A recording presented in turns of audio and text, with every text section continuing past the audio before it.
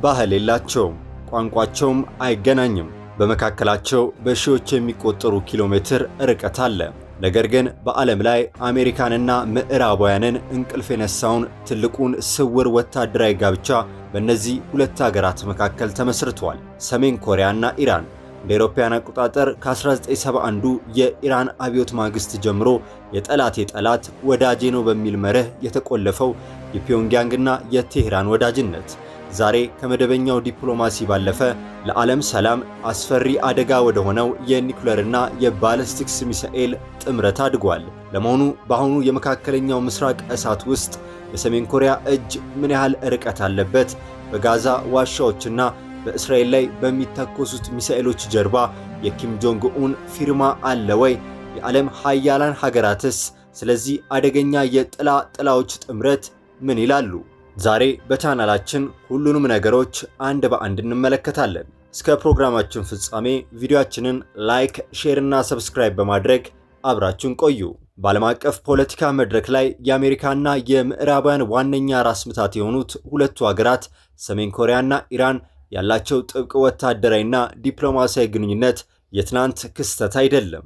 ርቀታቸው፣ ባህላቸውና ቋንቋቸው ፍጹም የተለያየ ቢሆንም የጠላቴ ጠላት ወዳጄ ነው በሚል መርህ ስር የተመሰረተው የፒዮንግያንግና የቴሄራን ወዳጅነት ከአራት አስርት ዓመታት በላይ ያስቆጠረ ጥልቅ ታሪክ አለው። በፒዮንግያንግና በቴሄራን መካከል ያለው ይፋዊ ዲፕሎማሲያዊ ግንኙነት የተጀመረው እንደ አውሮፓውያን አቆጣጠር በ1973 የሻህ መሐመድ ሪዛ ፓህላቪ መንግስት ኢራንን በሚመራበት ወቅት ቢሆንም ያኔ ግንኙነቱ የቀዘቀዘና መደበኛ ብቻ ነበር። ምክንያቱም የኢራኑ ሻህ የአሜሪካ የቅርብ ወዳጅ ሲሆኑ የሰሜን ኮሪያው መሪ ኪም ኢል ሱንግ ደግሞ የአሜሪካ ቀንደኛ ተቃዋሚ ነበሩ። ነገር ግን የሁለቱ ሀገራት ታሪክና የወደፊት ዕጣ ፋንታን ለዘላለም የቀየረ አንድ ክስተት በ1979 ተከሰተ። የኢራን እስላማዊ አብዮት እንደ አውሮፓውያን አቆጣጠር በ1979 የአያቶላ ሆሚኒ መራሽ አብዮት የሻህ መንግስት ሲገለበጥ አዲሷ የኢራን እስላማዊ ሪፐብሊክ ጸረ አሜሪካና ጸረ ኢምፔሪያሊዝም አቋምን አነገበች። ይህ አቋም ደግሞ ከሰሜን ኮሪያ የኮሚኒስት ርዕዮተ ዓለም ጋር ፍጹም የተገጣጠመ ሆነ። ሰሜን ኮሪያ ለአዲሱ የቴሄራን መንግስት ዕውቅና ለመስጠትና ወዳጅነቷን ለመግለጽ ሰከንድ እንኳን አላባከነችም። በሁለቱ ሀገራት መካከል ያለው ግንኙነት ከዲፕሎማሲያዊ ወዳጅነት ወደ ታማኝ ወታደራዊ አጋርነት የተሸጋገረው እንደ አውሮፓውያን አቆጣጠር በ1980 የኢራቅ ኢራን ጦርነት ሲቀሰቀስ ነው። ሳዳም ሁሴን ኢራንን በወረሩበት ወቅት አብዛኛው የዓለም ሀገር በቀጥታም ሆነ በስውር የሳዳም ሁሴንን ኢራቅን ይደግፍ ነበር። ኢራን ራሷን ለመከላከል የሚያስችላት ዘመናዊ መሳሪያ የምታገኝበት ቀዳዳ ሁሉ ተዘግቶባት በነበረበት በዚህ ወቅት ፈጥና የደረሰችው ሰሜን ኮሪያ ነበረች። ሰሜን ኮሪያ ለኢራን የሶቪየት ሰራሽ የጦር መሳሪያዎችን፣ ታንኮችና ከሁሉም በላይ ደግሞ የስካድ ሚሳኤሎችን ማቅረብ ጀመረች። ፒዮንግያንግ መሳሪያ ከመሸጥ ባለፈ የኢራን መሐንዲሶች ሚሳኤሎችን ራሳቸው ማምረትና ማሻሻል የሚችሉበትን ስልጠናና የቴክኖሎጂ ዕውቀት አጋራች።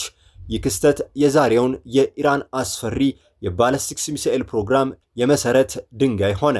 እንደ አውሮፓውያን አቆጣጠር በ2002 የቀድሞ የአሜሪካው ፕሬዝዳንት ጆርጅ ደብሊው ቡሽ ሰሜን ኮሪያን፣ ኢራንንና ኢራቅን የክፎች ዘንግ ብለው በፈረጁበት ወቅት የፒዮንግያንግና የቴሄራን ጥምረት ይበልጥ ጠነከረ። ሁለቱም ሀገራት ከአሜሪካ የሚሰነዘርባቸውን ወታደራዊ ስጋት ለመመከት የኒኩሌርና የባሊስቲክስ ሚሳኤል አቅማቸውን በጋራ ማሳደግ እንዳለባቸው አመኑ። በ2012 እንደ አውሮፓውያን አቆጣጠር ሁለቱም ሀገራት በሳይንስ በቴክኖሎጂና በላቦራቶሪ ምርምር ዙሪያ ግዙፍ የጋራ ስምምነት ተፈራረሙ። ብዙ የዓለም አቀፍ ደህንነት ተንታኞች ይህ ስምምነት በገሃድ ከሚታየው የሲቪል ቴክኖሎጂ ባለፈ የኒኩሌርና የሳይበር ጥቃት አቅምን ለማሳደግ የተደረገው ስውር ስምምነት እንደሆነ ያምናሉ። በሌላ በኩል ሁለቱም ሀገራት በአንድ ማዕድ ላይ ያስቀመጣቸው የጋራ ጠላታቸው አሜሪካና የህልውና ዋስትና አድርገው የወሰዱት የወታደራዊ አቅም ግንባታ ነው። የሁለቱ ሀገራት የኒኩሌር ትብብር በድንገት የተከሰተ ሳይሆን በ1980ዎቹ ከነበረው የተሳካ የሚሳኤል ግብይት የፈለቀ ነው። በኢራን ኢራቅ ጦርነት ወቅት ሰሜን ኮሪያ ለቴሄራን የላከቻቸው የስካድ ሚሳኤሎች የሁለቱን ሀገራት ወታደራዊ ትስስር አደላደሉት። ኢራን የሰሜን ኮሪያውን ኖዶንግ ሚሳኤል ቴክኖሎጂን በመግዛት የራሷን ሻሃብ 3 የተሰኘ ረጅም ርቀት ተወንጫፊ ሚሳኤል ማልማት ቻለች። የሚሳኤል መርሃ ግብርና የኒውክሌር መርሃ ግብር ደግሞ የአንድ ሳንቲም ሁለት ገጽታዎች ናቸው። ምክንያቱም የኒውክሌር ቦምብ ትርጉም የሚኖረው ቦምቡን ተሸክሞ ዓላማው ላይ የሚያደርስ የረጅም ርቀት ሚሳኤል ሲኖር ብቻ ነው። በመሆኑም በሚሳኤል ቴክኖሎጂ የተጀመረው እምነት በቀጥታ ወደ ኒውክሌር ላብራቶሪዎች እንዲሸጋገር በር ከፈተ። የምዕራባውያን ደህንነት ተቋማት ለዓመታት ባደረጉት ክትትል መሰረት በፒዮንግያንግና በቴህራን መካከል ቀጥተኛ የሳይንቲስቶችና መሐንዲሶች ልውውጥ አለ። የኢራን የኒውክሌር ሳይንቲስቶች ሰሜን ኮሪያ ለምታደርጋቸው የከርሰ ምድር የኒውክሌር ቦምብ ሙከራዎች ላይ በታዛቢነት እንደተገኙ የሚጠቁሙ ጠንካራ መረጃዎች አሉ። በተለይ ሰሜን ኮሪያ በ2006 በ2009 እና በ2013 ባደረገቻቸው የኒውክሌር ሙከራዎች ወቅት የኢራን ወታደራዊ ልዑካን በስፍራው እንደነበሩ ተመዝግበዋል። ይህ ልውውጥ ኢራን የራሷ የኒውክሌር ሙከራ ሳታደርግ ከሰሜን ኮሪያ የምታገኘውን የተግባር መረጃ በመጠቀም የቦምብ ዲዛይኖቿን እንድታስተካክል አስችሏታል። ሰሜን ኮሪያ በበኩሏ ከኢራን የምታገኘው የዶላርና የነዳጅ ድጋፍ ለኢኮኖሚያ ህልውና ትጠቀምበታለች። የኒውክሌር ፕሮግራሙ ሁለት ዋና መንገዶች አሉት። ፕሉቶኒየምን መጠቀም ወይም ዩራኒየምን በከፍተኛ ደረጃ ማበልጸግ። ሰሜን ኮሪያ መጀመሪያ ላይ በፕሉቶኒየም ፕሮግራም ላይ ያተኮረች ቢሆንም በኋለኛው ዘመን ወደ ዩራኒየም ማበልጸግ ተሸጋግራለች። ይህ ሽግግር ከኢራን ጋር ያላትን ትብብር ይበልጥ አጥብቆታል። ኢራን በናታንዝና ፎርዶ በሚገኙት የምድር ውስጥ ተቋሞቿ በሺዎች የሚቆጠር ሴንትሪፊዩጅ ማሽኖችን በማንቀሳቀስ ሰፊ ልምድ አካብታለች። የደህንነት ተንታኞች እንደሚሉት ሁለቱ ሀገራት ማዕቀቦችን ለመስበርና የኒውክሌር ቁሳቁሶችን በሚስጥር ለመለዋወጥ የጋራ አውታረ መረብ አላቸው። ሰሜን ኮሪያ ለኢራን የዩራኒየም ማዕድን ማውጫ ቴክኖሎጂ ስታጋራ፣ ኢራን ደግሞ የላቁ የሴንትሪፊዩጅ ዲዛይኖችን ለፒዮንግያንግ የመስጠት እድሏ ከፍተኛ እንደሆነ ይገመታል። በሴፕቴምበር 2012 በፒዮንግያንግ አንድ ትልቅ ይፋ ስምምነት ተፈራረሙ። በወቅቱ የኢራን የሳይንስ ሚኒስትርና የሰሜን ኮሪያው ጠቅላይ ሚኒስትር በጋራ በመሆን በሳይንስ በቴክኖሎጂና በትምህርት ዙሪያ የትብብር ስምምነት አደረጉ። በስምምነቱ ስነ ስርዓት ላይ የሰሜን ኮሪያው የበላይ መሪ ኪም ጆንግ ኡን በክብር ተገኝተው ነበር። ይህ ስምምነት በይፋዊ መግለጫ የጋራ ላቦራቶሪዎችን መመስረት፣ የኢንፎርሜሽን ቴክኖሎጂና ባዮቴክኖሎጂ ልውውጥ የሚል ሽፋን ቢሰጠውም የዓለም አቀፍ ተንታኞች ግን የኒውክሌር ትብብሩን ህጋዊ መልክ ለመስጠት የተደረገ ስልታዊ ድራማ እንደሆነ ይስማማሉ። ስምምነቱ ሁለቱም ሀገራት ማዕቀብ ሳይበግራቸው በሳይንሳዊ ሰበብ የኒውክሌር መሐንዲሶችን በነጻነት እንዲያዘዋውሩ በር ከፍቷል። አሜሪካና የተባበሩት መንግስታት ድርጅት በሁለቱ ሀገራት ላይ የጣሉት ማዕቀብ ዓላማቸው ሁለቱም የኒውክሌር ፕሮግራማቸውን የሚደግፉበት የፋይናንስ አቅም ማሳጣት ነበር። ነገር ግን ይህ ማዕቀብ ሁለቱም ሀገራት ወደ ጥቁር ገበያ ትብብር ገፋቸው። ኢራን ዓለም አቀፍ የባንክ ስርዓት እንዳትጠቀም ተከልክላለች። ሰሜን ኮሪያም እንዲሁ። በመሆኑም ሁለቱም ሀገራት የጦር መሳሪያና የኒውክሌር ቴክኖሎጂ ግብይታቸውን በውጭ ሀገራት የደህንነት ኩባንያዎች በክሪፕቶ ከረንሲና በወርቅ ልውውጥ ያከናውናሉ። ይህ ማዕቀብን የመቋቋም የጋራ ስትራቴጂ የኒውክሌር መርሃ ግብራቸው ምንም እንኳን የኢኮኖሚ ቀውስ ቢኖርም እንዳይቋረጥ አድርጎታል። የኢራንና የሰሜን ኮሪያ የኒውክሌር ታሪክ ያለ ሶስተኛ ወገን እርዳታ ሙሉ ሊሆን አይችልም። የፓኪስታኑ የኒውክሌር ቦምብ አባላት ተብሎ የሚጠራው ዶክተር ኤኪው ካህን በ1990ዎቹ የመሰረተው የሚስጥር የኒውክሌር ጥቁር ገበያ ለሁለቱ ሀገራት የሴንትሪፊዩጅ ዲዛይኖችን ሸጦላቸዋል። ይህ የጋራ ምንጭ ሁለቱም ሀገራት ተመሳሳይ የኒውክሌር መሰረተ ልማት እንዲኖራቸው አድርጓቸዋል። በአንድ ሀገር ላቦራቶሪ ውስጥ የሚደረግ ግኝት ወይም ማሻሻያ በቀጥታ በሌላኛው ሀገር እንዲጠቀም ያደረገው ይህ የጋራ የቴክኖሎጂ ዲኤንኤ ነው። ፓኪስታን አውታረ መረቡን በይፋ ብታግድም በፒዮንግያንግና በቴሄራን መካከል የቀረው መስመር ግን ራሱን ችሎ ማደጉን ቀጥሏል። እንደ አውሮፓውያን አቆጣጠር በ2007 የእስራኤል ጦር አውሮፕላኖች በሶሪያው አልኪባር በተሰኘ ስፍራ በሚስጥር እየተገነባ የነበረውን የኒውክሌር ማብሊያ በቦምብ ደበደቡት። ይህ ክስተት የሰሜን ኮሪያና የኢራን ትብብር ምን ያህል ርቀት ሊሄድ እንደሚችል ትልቅ ማረጋገጫ ሆኖ ይነሳል። የስለላ መረጃዎች እንደሚያሳዩት የሶሪያው ማብሊያ የተገነባው በሰሜን ኮሪያ መሐንዲሶች ቀጥተኛ እገዛና ዲዛይን ነበር። ይበልጥ የሚያስገርመው ነገር ግን ፕሮጀክቱን በገንዘብ ትደግፍ የነበረችው ኢራን መሆኗ ነው። የሶስትዮሽ ጥምረት ሰሜን ኮሪያ ቴክኖሎጂውን ስታቀርብ ኢራን ገንዘብ እንደምትከፍልና ሶሪያ ደግሞ ከእስራኤልና አሜሪካ ሳተላይቶች እይታ ውጪ የሆነ ምቹ ቦታ እንደሰጠች ያሳያል። ይህ ክስተት የሁለቱም ሀገራት ስውር የኒውክሌር ትብብር ፍንጭን በግልጽ ያሳየ ነበር።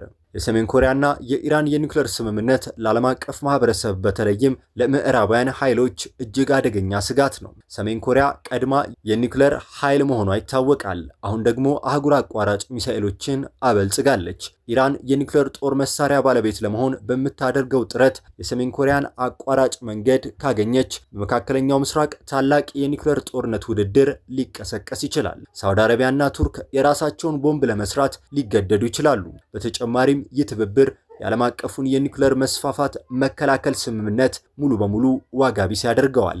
ለመሆኑ የሁለቱ ሀገራት ጥምረት ለዓለም ደህንነት ምን አይነት አደጋ እንደሚያመጣ አብረን እንመልከት። የሰሜን ኮሪያ ወታደራዊ ድጋፍ ለኢራን መድረስ በመካከለኛው ምስራቅ ያለውን የኃይል ሚዛን ፍጹም ያናገዋል። ኢራን የላቁ መሳሪያዎችና የሚሳኤል ቴክኖሎጂዎችን በታጠቀች ቁጥር በቀጠናው ያሉ እንደ እስራኤልና ሳውዲ አረቢያ ያሉ ሀገራት ህልውናቸው አደጋ ላይ እንደወደቀ ይሰማቸዋል። ይህ ስጋት ሀገሪቱን ወደ ቀድሞ ዝግጅት ወይም ወደ አጠቃላይ ቀጠናዊ ጦርነት ሊመራቸው ይችላል። በመካከለኛው ምስራቅ የሚቀሰቀስ ሰፊ ጦርነት ደግሞ የዓለምን የነዳጅ አቅርቦት በማቋረጥ መላውን የዓለም ኢኮኖሚ ወደ ከፋ ቀውስ ውስጥ ይከታል። የሁለቱ ሀገራት አደጋ በባህላዊ የጦር መሳሪያዎች ብቻ የተገደበ አይደለም። ሰሜን ኮሪያ በዓለም አቀፍ የባንክ ስርዓቶችና በመንግስት መሰረተ ልማቶች ላይ ከፍተኛ የሳይበር ዝርፊያና ጥቃት በማድረስ የሚታወቁ እንደ ላዛሩስ ያሉ የሰለጠኑ የሳይበር ወታደሮች አሏት። ኢራን በበኩሏ የሳይበር አቅሟን በከፍተኛ ፍጥነት እያሳደገች ያለች ሀገር ናት። ሁለቱም ሀገራት በሳይበር ደህንነትና ጥቃት ዙሪያ መረጃና ስልቶችን ከተለዋወጡ የዓለም አቀፍ የፋይናንስ ተቋማት፣ የኤሌክትሪክ ኃይል ማከፋፈያዎችና የጤና ተቋማት ላይ ሊታሰብ የማይችል የሳይበር ሽብር የመፍጠር አቅም ይኖራቸዋል። ኢራን በመካከለኛው ምስራቅ እንደ ሊባኖሱ ሄዝቦላ፣ የየመኑ ሁቲና የፍልስጤሙ ሐማስ ያሉ መንግስታዊ ያልሆኑ ታጣቂዎችና አማጽያንን በገንዘብና በመሳሪያ እንደምትደግፍ ይታወቃል። ሰሜን ኮሪያ ለኢራን የምታቀርበው የጦር መሳሪያ ቴክኖሎጂ በቀጥታ በእነዚህ ታጣቂዎች እጅ የመግባት እድሉም ከፍተኛ ነው። ይህም አማጽያኑ ዘመናዊ ድሮኖችን፣ ጸረ ታንክና ጸረ ሚሳኤሎችን ታጥቀው የዓለም አቀፍ የንግድ መርከቦችና ንጹሃንን እንዲያጠቁ አቅም ይሆንላቸዋል። በጥቃቅን ታጣቂዎች እጅ የላቀ መሳሪያ መግባቱ ደግሞ የዓለምን ሰላም ለማስከበር የሚደረገውን ጥረት እጅግ አስቸጋሪ ያደርገዋል። የፒዮንግያንግና የቴህራን ጥምረት በተናጠል የሚንቀሳቀስ ሳይሆን በአሁኑ ወቅት በዓለም ላይ እየተፈጠረ ካለው አዲስ የኃይል አስተላለፍ ጋር የተያያዘ ነው። ሁለቱም ሀገራት ከሩሲያና ቻይና ጋር ያላቸው ወታደራዊና ዲፕሎማሲያዊ ትስስር እያጠናከሩ ይገኛሉ። ይህም በአንድ በኩል ምዕራባውያን፣ በሌላ በኩል ደግሞ አምባገነንና ጸረ ምዕራባውያን የሆኑ ሀገራት የፈጠሩት አዲስ ቀዝቃዛ ጦርነት ዘንግ እንዲፈጠር አድርጓል። ይህ መከፋፈል በዓለም አቀፍ የጸጥታው ምክር ቤት ውስጥ የጋራ ውሳኔዎችን ማሳለፍ የማይቻልበት ደረጃ ላይ ያደርሰዋል። ለዓለም ሰላምም ትልቅ እንቅፋት ይሆናል። የዓለም ንግድ 80 በመቶ የሚሆነው የባህር ትራንስፖርት ላይ የተመሰረተ ነው። ኢራን ስትራቴጂካዊ በሆነው በሆርሙዝ ሸለቆና በቀይ ባህር አካባቢ ያላትም ተጽዕኖ ከፍተኛ ነው። ሰሜን ኮሪያም የባህር ውስጥ ሰርጓጅ መርከብና የባህር ፈንጂ ቴክኖሎጂዎችን ለኢራን የምታጋራ ከሆነ ኢራን በዓለም አቀፍ የንግድ መስመሮች ላይ የምታደርገውን እገዳ ወይም ጫና ይበልጥ አደገኛ ያደርገዋል። ይህ አጋጣሚ በዓለም አቀፍ የንግድ ፍሰት ላይ መስተጓጎል በመፍጠር የሸቀጦችን ዋጋ ሰማይ እንዲነካና የዓለም አቀፍ ደህንነት በኢኮኖሚ ቀውስ እንዲናጋ ያደርገዋል። ለመሆኑ የሰሜን ኮሪያና የኢራን ወታደራዊ ትብብር የአሜሪካን አቋም እንዴት እንደሚገዳደር እስኪ እንመልከት። ከቀዝቃዛው ጦርነት ማብቃት በኋላ አሜሪካ በዓለም አቀፍ ደረጃ የማይደፈር ወታደራዊ አቅምና የበላይነት ነበራት። ሆኖም ግን በምስራቅ ኤስያ ያለችው ሰሜን ኮሪያና በመካከለኛው ምስራቅ ያለችው ኢራን በጋራ ያዋቀሩት ወታደራዊና ቴክኖሎጂያዊ ትስስር ይህን የአሜሪካ የበላይነት በቀጥታ እየተገዳደረው ይገኛል። የዚህ ትብብር ዋነኛ ዓላማ አሜሪካን በወታደራዊ ኃይል ማሸነፍ ሳይሆን አሜሪካ በነጻ ጣልቃ የመግባትና ኃይልን የመግለጽ አቅሟን ማዳከም ነው። ሁለቱም ሀገራት የያዙትን ሀብትና ቴክኖሎጂ በማጣመር አሜሪካ በሁለቱም የተለያዩ የዓለም ክፍሎች በአንድ ጊዜ እንድትወጠር ያደርጋታል። ይህ ትብብር ለአሜሪካ ወታደራዊ ዕቅድ አውጪዎች ትልቅ ራስ ምታት ነው። አሜሪካ በአንድ ጊዜ በሁለት የተለያዩ ቀጠናዎች ከፍተኛ ወታደራዊ ግጭት ውስጥ ብትገባ ሀብቷና የጦር ኃይሏ በከፍተኛ ደረጃ ይበታተናል። አሜሪካ በታይዋን ወይም በደቡብ ኮሪያ ምክንያት ከሰሜን ኮሪያ ጋር ፍጥጫ ውስጥ በምትገባበት ወቅት ኢራን በመካከለኛው ምስራቅ አዲስ ግጭት ግጭት ብትቀሰቅስ ዋሽንግተን አውሮፕላን ተሸካሚ መርከቦቿን፣ አየር ኃይሏንና የሚሳኤል መከላከያዎቿን የት ቦታ ላይ ቅድሚያ መስጠት እንዳለባት ግራ እንድትጋባ ታደርጋታለች። የጦር መሳሪያዎች፣ የጥይት አቅርቦትና የወታደር ዝውውር በሁለቱ ሩቅ አህጉራት በአንድ ጊዜ ማከናወን የአሜሪካን ወታደራዊ የሎጂስቲክስ አቅም ገደብ ላይ ያደርሰዋል። አሜሪካና አጋሮቿ የገነቧቸው የላቁ የሚሳኤል መከላከያ ስርዓቶች እንደ ታድ፣ ፓትሪዮትና ኤጂስ ያሉ የተሰሩት የተወሰኑ ሚሳኤሎችን ለመምታት ነው። የሰሜን ኮሪያና የኢራን የጋራ የሚሳኤል ልማት ግን ይህንን ጋሻ ለመስበር የታለመ ነው። ሰሜን ኮሪያ በከፍተኛ ፍጥነት የሚበሩና አቅጣጫቸውን የሚቀይሩ ሚሳኤሎችን አበልጽጋለች። ይህንን ቴክኖሎጂ ለኢራን ማጋራቷ አሜሪካ በመካከለኛው ምስራቅ ያሏትን ወታደራዊ ቤዞች አደጋ ላይ ይጥላል። ሁለቱም ሀገራት በአንድ ጊዜ በመቶዎች የሚቆጠሩ በርካሽ ዋጋ የተሰሩ ድሮኖችና ሚሳኤሎችን በማስወንጨፍ የአሜሪካን የደህንነት ጋሻዎች ቁጥራዊ አቅም ማሸነፍ የሚችሉበት ስልትን ያቀናጃሉ። አሜሪካ ለደቡብ ኮሪያ፣ ለጃፓንና ለእስራኤል የምትሰጠው ትልቁ ዋስትና የኒውክሌር ከለላ ጋሻ ነው። ሆኖም የሰሜን ኮሪያና የኢራን ትብብር ይህንን ዋስትና ጥያቄ ውስጥ ይከታል። ሰሜን ኮሪያ በቀጥታ የአሜሪካ ዋና ምድር መምታት የሚችሉ አህጉር አቋራጭ ሚሳኤሎች አሏት። እንዲሁም ሰሜን ኮሪያ ለኢራን የኒውክሌር የቴክኖሎጂ አቋራጭ መንገድ ካቀረበች አሜሪካ ሴኦልን ወይም ቴልአቪቭን ለማዳን ሲባል ሳን ፍራንሲስኮን አደጋ ላይ እጥላለሁ ወይ የሚል ፈታኝ የፖለቲካ ጥያቄ ውስጥ ትገባለች። ይህ ደግሞ አሜሪካ በአጋሮቿ ዘንድ ያላትን ተአማኒነት ያላለዋል። ሁለቱም ሀገራት ከአሜሪካ ጋር በባህላዊ ጦርነት ስልት ፊት ለፊት መጋጠም እንደማይችሉ ያውቃሉ። ስለዚህ የመከላከል ስልት ይጠቀማሉ። ሰሜን ኮሪያ ያላትን የሰርጓጅ መርከብና የባህር ፈንጂ ቴክኖሎጂ ለኢራን በማጋራት ኢራን የሆርሙዝ ሸለቆንና የቀይ ባህር መስመርን ሙሉ በሙሉ እንድትዘጋ አቅም ይሰጣታል። የፒዮንግያንግ ጸረ መርከብ ሚሳኤሎች በኢራን እጅ መግባታቸው በቢሊዮን ዶላር የሚያወጡትን የአሜሪካ የአውሮፕላን ተሸካሚ መርከቦች ወደ ፋርስ ባህረ ሰላጤ እንዳይገቡ ያግዳቸዋል። የሰሜን ኮሪያና የኢራን ትብብር ብቻውን የሚንቀሳቀስ ሳይሆን በቻይናና በሩሲያ የሚሄድ ነው። አሜሪካ በተባበሩት መንግስታት ድርጅት በኩል በሁለቱ ሀገራት ላይ አዳዲስ ማዕቀቦችን ወይም ወታደራዊ እርምጃዎችን እንዳታስተላልፍ ሩሲያና ቻይና የቬቶ ድምጻቸውን በመጠቀም ያግዳሉ።